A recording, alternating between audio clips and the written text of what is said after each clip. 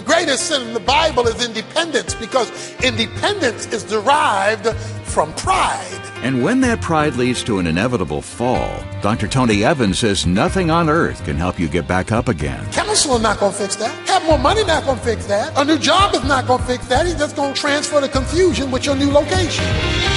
This is The Alternative with Dr. Tony Evans, author, speaker, senior pastor of Oak Cliff Bible Fellowship in Dallas, Texas, and president of the Urban Alternative. The 4th of July commemorates America's declaration of independence from a foreign king. That's worth celebrating. But today, Dr. Evans explains why trying to declare independence from our heavenly king is another matter. Let's join him. At the core, the fundamental core of much of the chaos in our lives, in our families, and in our world is our insistence on declaring independence. When you and I declare independence from God, we have declared war on him. Unlike America declaring war on England, this is a battle you cannot win. In Genesis chapter 10, God has outlined the table of nations and unfolded how civilization began to emerge. God had made it clear to Noah and his sons that I want you to fulfill what I first gave Adam and Eve, and I want you to fill the earth. These are my instructions. This is what I want you to do. These three sons went in their three different directions. One settled in Europe, the other settled in Africa, the other settled in the Middle East. The three sons represents the three directions that the nations went into. They did not want what God wanted. They wanted what they wanted, and they came up with a strategy to produce what they desired. Notice what they wanted to do. They want to do three things. The first thing they said is, let's build a city. And this capital will be the center of the world. The second thing they wanted to do was to build a name. What they were saying was, we're going to not be given a name by God. We're going to make a name for ourselves. Underlining ourselves. This is autonomy. This is independence. In other words, to put it bluntly, God, and nobody else for that matter, is going to tell us what to do. So they want to build a city, a civilization, a life centralized in man, not in God. They want themselves to have a name, a reputation, or significance independent of God. And the third thing they want is a tower. He says, let us build this tower, this religious symbol of our worship. Let's spiritualize our rebellion against God so that it reaches into the heavens. Now, the chief religion in Babylon was astrology.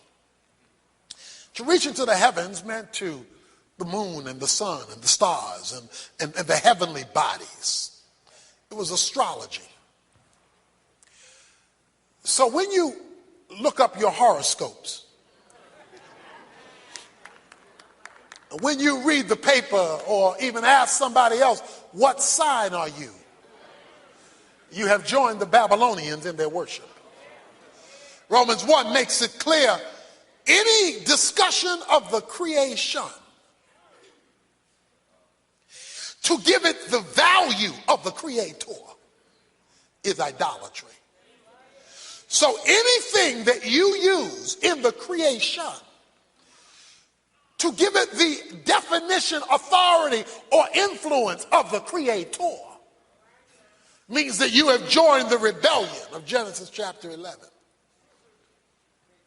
And so they are in rebellion. Now, in order to facilitate their rebellion, they want to expand their technology. Because we're we're told in verse 3 that what they have done is they have advanced their building materials from stone to brick and from mortar to tar. They took what was there naturally and they advanced it to do more with it. In other words, they got more technologically advanced when they brought their human ingenuity together. But here is the kicker. They used their technological advancement to rebel against God. Rather than looking at their capacity to move stone to brick and mortar to tar as an opportunity to serve God, they use their advancement as an opportunity to situate themselves to rebel against God. How are you using your advancement? Is your college degree helping you to serve God more or to serve him less? Is your greater income helping you to serve God more or to serve him less? It has the more you've been blessed brought you to God or driven you from him? They use their technology, their ingenuity, their science, and their brain power to help them to rebel more successfully, to help them to become more independent from God. You see, the greatest sin in the Bible is rebellion.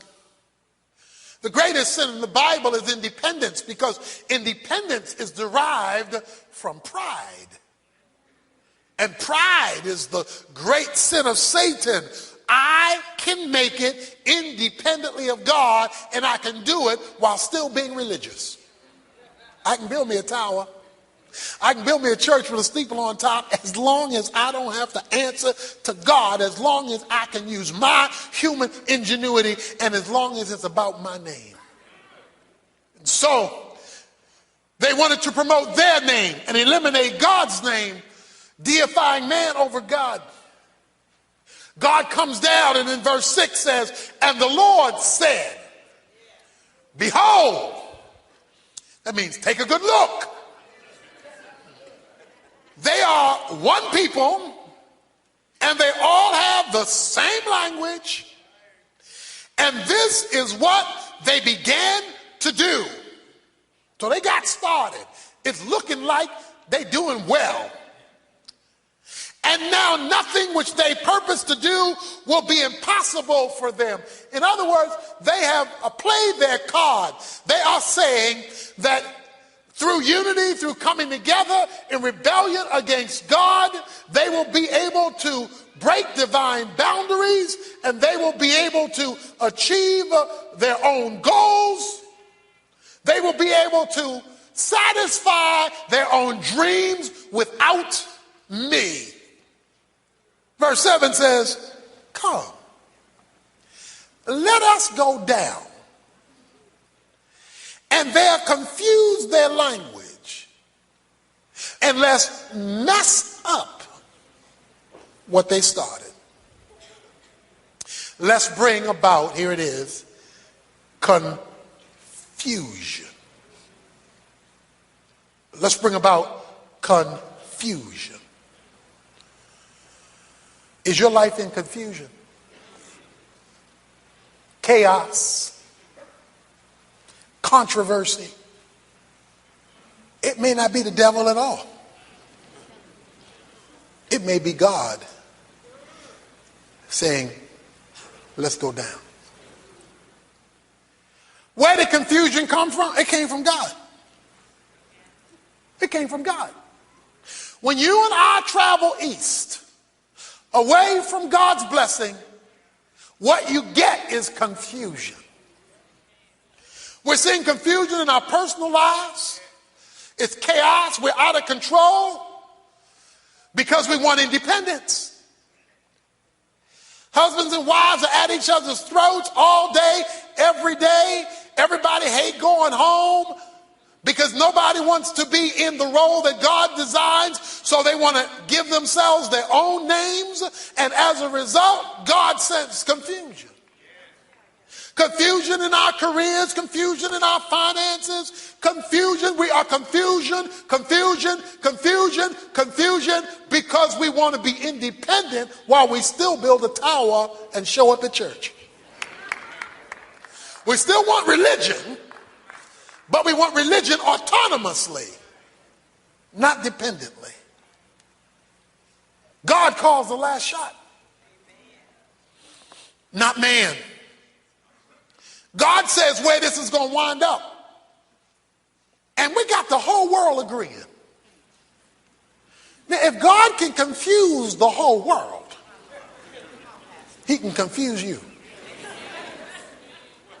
He can send you into confusion. He set Nebuchadnezzar into confusion. He went into emotional chaos. He had an emotional meltdown because he insisted on being independent or having it his way. When it comes to God, you can't have it your way. When it comes to God, you must yield. And that yield means submitting to his will, his word, his way, even though you don't want it, prefer it, like it, or choose it. Dr. Evans will come back with more of our message in just a moment, including a look at why trying to fly solo may actually work. For a while. First, though, I want to let you know about a very special offer that's only available today. As the presidential campaign hype keeps ramping up, it gets harder and harder to sift out the truth and stay focused on what's really important. So we'd like you to have a copy of Dr. Evans' booklet, How Should Christians Vote? It challenges us to look beyond what may seem best for ourselves and focus on the people, principles, platforms, or party that best represent the values of God's kingdom.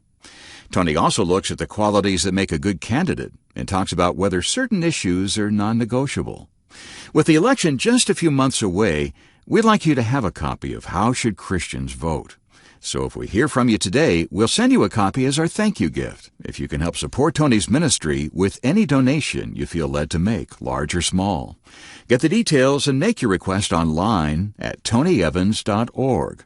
You can also call us anytime for help with your resource requests at 1-800-800-3222.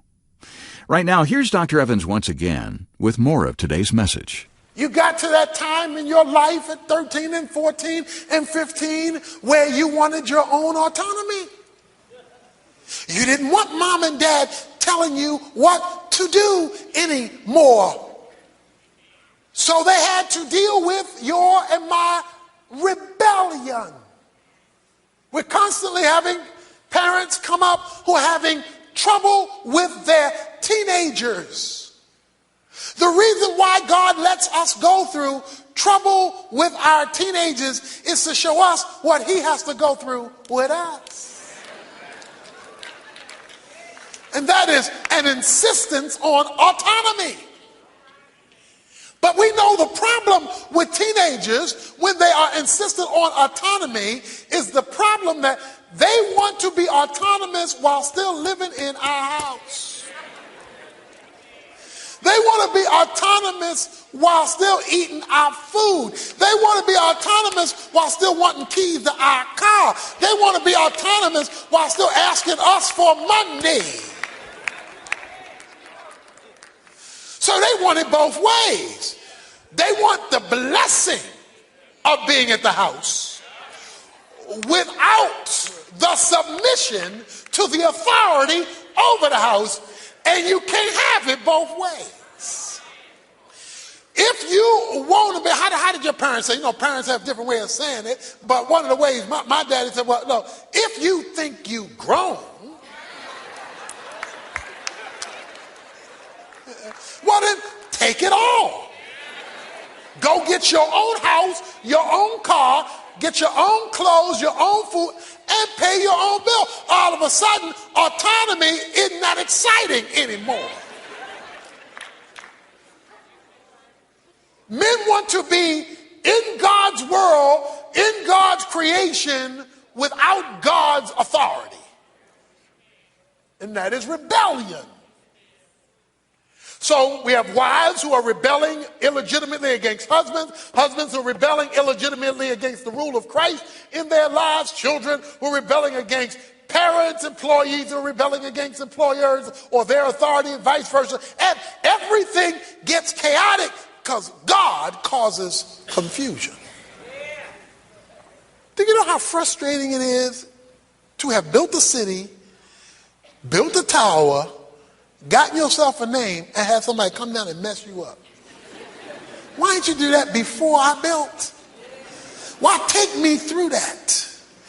Because until you have built something and seen it become confused, you don't get it. Could it be that God right now is against you? And that's why everything you're trying to do is confusing. You will not submit to his authority in any area. Personally, you won't submit to him financially. You won't submit to him emotionally. You're going to do it. You're going to have it your way. So God says we're going to send confusion. So the Lord scattered them, verse 8, abroad from there over the face of the whole earth, and they stopped building the city. He scattered them, and he stopped their progress. Whoa. Wait a minute, they had the plans. The plans were all drawn up. They had the technology, brick and tar. They had the computers were all networked. One language. They had it going on. Their stuff looked tight. They were together. But they did not calculate God intervening in the situation. They did not calculate that God was going to mess them up. They had the plans, they had the money, they had all the stuff tight. What they didn't bank on was that God was going to be against them. And if God is against you, it don't matter how much money you done spent on your plans. It doesn't matter how much you planned it. If God is against you, you're not going anywhere except to a location called confusion. Therefore, its name was called Babel. You know when people babble, you want to know, what are you talking about? What are you talking about? I hear something, but I understand nothing. Come on, husbands, wives, you be talking. Everybody talking, nobody understand nothing. Well, you're not listening to me. I am listening to you. No, but you don't know what I mean. I ain't dumb. Confusion. The name was called Babel, babbling, confusing speech, because the Lord confused the language. Who confused the language? Who confused the language? Okay. If God is your problem, let me explain this now. This is deep. If God is your problem, only God is your solution. See, if God is the one confusing you, then a counselor not going to fix that. Have more money not going to fix that. A new job is not going to fix that. He's just going to transfer the confusion with your new location. If God is your problem, then only God is your solution to your problem. So the reason why many of us are not getting out of our confusion is that we haven't addressed the cause. So God confused the language of the whole earth. And from there, the Lord scattered them around abroad over the face of the earth. This last line is deep. We're told that they had to stop building. In other words, their program was interrupted. What they had started, they were not able to complete. He interrupts progress. But it says, and God scattered them abroad the whole earth. And God scattered them abroad the whole earth. Now, what's interesting about that is that's what God told them to do in chapter 9, verse 1. God said, scatter. They said, No. In chapter 11, verse 9, scatter. Let me tell you something about God. God's going to have it his way. You need to understand, we're talking God. God's going to have it his way, with you or without you, with your cooperation or your non-cooperation. God's going to have it his way. Okay? It's like a parent saying, this is my house. And if you're going to live here, you got to do it my way. I mean, God is going to have it this way. He had his way anyway. So since God is going to have his way anyway, why not give it to him in a way where you don't have to be confused? I mean, if you're going to have to scatter anyway, when it's all said and done, if you're going to be scattered, why not be scattered and know what's going on? Rather than be scattered and be confused about what's going on. Can you imagine all these people going talking, booga, booga, booga, booga, booga. Oh no, y'all don't understand you don't understand me. So they got to now find folk, they got to go through all this trouble. And the worst part about it is they got to watch a half-built tower and a half-built city. That was time lost, money lost. Those were relationships lost because now the people they can't even communicate with anymore. All that stuff was lost and God still scattered them. 1912, the man aboard the maiden voyage said even God can't sink this ship. It's a quote. He was talking about technological advancement. He said that without technology, God couldn't mess with this boat. We talking about the maiden voyage. First time out to sea. That's what we talking about. When you declare your independence, you're going down.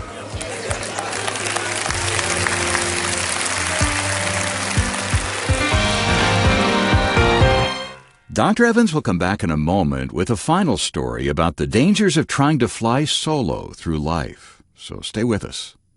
In the meantime, there's more to today's message than we had time to bring you on the air, so be sure to get in touch with us and ask for details on getting the full-length version of this lesson called The Sin of Independence. That information is waiting for you online at tonyevans.org. And while you're there, don't miss your last chance to get a copy of Tony's booklet, How Should Christians Vote? Remember, it's yours with our thanks for any contribution you can make to help keep this program coming your way. Again, that's tonyevans.org, or call our resource request line at 1-800-800-3222, where staff members are standing by day and night to help you. That's 1-800-800-3222. Most believers know that the Christian life is a battle. Tomorrow, Dr. Evans explains why we so easily forget who the real enemy is, as he begins a powerful series on the subject of spiritual warfare. Right now, though, he's back to wrap up our program with this final story. There was a plane that took off, a little twin-engine Cessna, took off by itself a few years ago. True story. It took off by itself. So there's this plane that's flying, took off by itself, and was flying high for a while. But then it ran out of gas and came crashing down. You can go somewhere without God for a while. You can become a success without God for a while. You can climb the ladder, corporate ladder, without God for a while. You can make a lot of money without God for a while. You can do a bunch of things without God for a while. But there is coming a time when you're going to run out of gas. And all that means is the higher you got without him, the greater the crash when you hit bottom. So today, if God is your co-pilot, do me a favor. Change seats. The Alternative with Dr. Tony Evans is brought to you by the Urban Alternative. and is made possible by the generous contributions of listeners like you.